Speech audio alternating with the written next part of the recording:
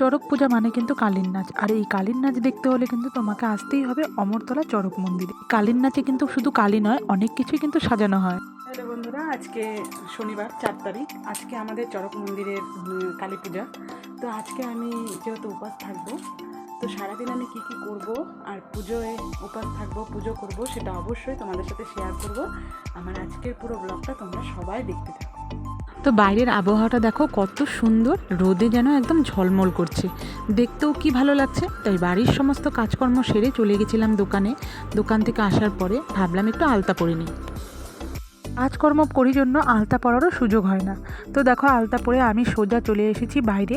তো এখানে দেখো আমাদের মন্দিরটাকে কি সুন্দর করে সাজানো হয়েছে, আর মন্দিরে এখন জল টল দিয়ে ধুয়ে একদম পরিষ্কার করে দিচ্ছে। আর একটু পরে আমরা সবাই মিলে চলে যাব কিন্তু ঠাকুর আনতে। তো তারপরে আমি বাড়ি চলে গেছিলাম, এবার বাড়ির থেকে একবারে রেডি হয়ে চলে এসেছি। তো এসে দেখি বাজনা ঢাক সব কিছু কিন্তু চলে এসেছে, শুধু সবার ঠাকুর আনতে যাওয়ার অপেক্ষা।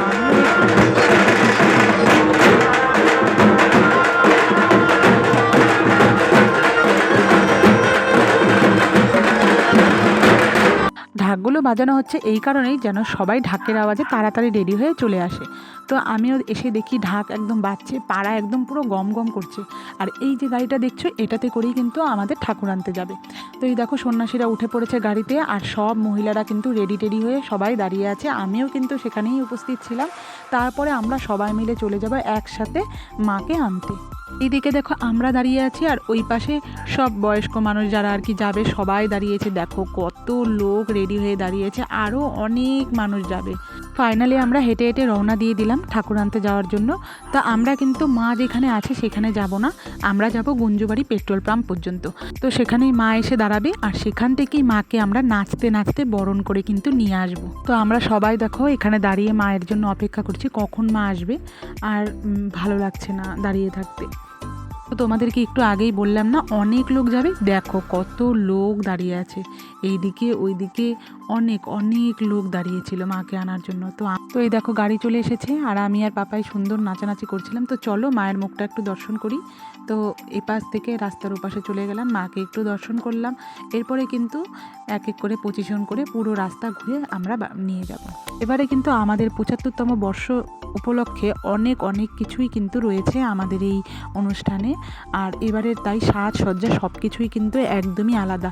তার জন্য কিন্তু আমাদের দেখো ঠাকুর আনতে যাওয়ার জন্য শিব পার্বতী সাজানো হয়েছে। আর দেখো আমরা সবাই মিলে দল বেঁধে কত আনন্দ করছি, কত নাচানাচি করছি। সত্যি আমাদের মানে দুর্গাপুজো তো একটা উৎসব হয়ই, কিন্তু আমাদের চড়ক পুজোটা কিন্তু আমাদের কাছে মনে হয় বিশাল বড় একটা উৎসব। এই একটা বছর আমরা অনেক অপেক্ষা করে থাকি যে চড়ক পূজা কবে আসবে, কারণ চড়ক পূজা কিন্তু আমাদের এখানে যেহেতু 10 থেকে 15 দিন হয়, বাড়ির সামনেটা একদম থাকে জমজমাট, আর অনেক অনেক লোকজন এখানে আসে, আর খুবই ভালো লাগে।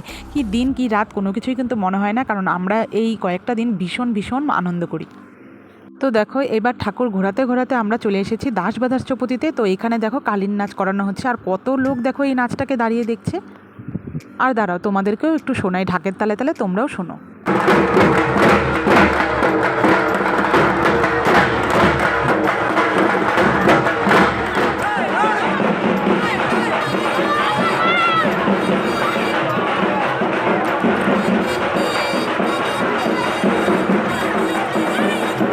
তো ঠাকুর নিয়ে ঘুরতে ঘুরতে কিন্তু বাড়ির অনেকটা কাছেই চলে এসেছি। এটা হলো আমাদের সুভাষপল্লী চৌপতি, এখানেও একবার কালীর নাচ করানো হচ্ছে।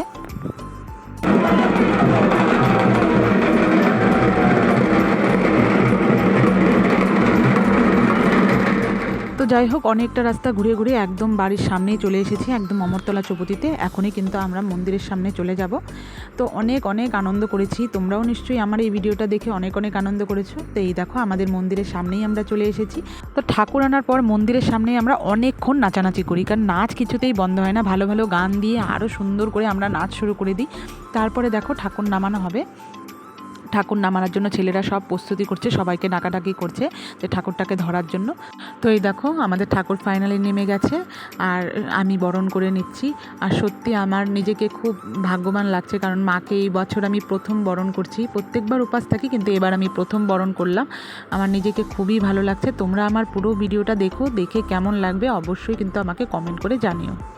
এরপর আরও যারা ছিল উপাস তারা আর কি এক এক করে সবাই বরণ করে নিচ্ছে দেখো। আর তারপরে মানসিক থাকে অনেকেরই, অনেক কিছু মানসিক থাকে, কারো টিপ, কারো জিভ, অনেক কিছু মানসিক থাকে। সেগুলো সব মাকে নতুন করে আবার লাগানো হচ্ছে, সাজানো হচ্ছে, একবারে নতুনভাবে মাকে আবার মন্দিরে ঢোকানো হবে এই একটা বছরের জন্য। তো তোমরা সবাই ভালো থেকো, সুস্থ থেকো।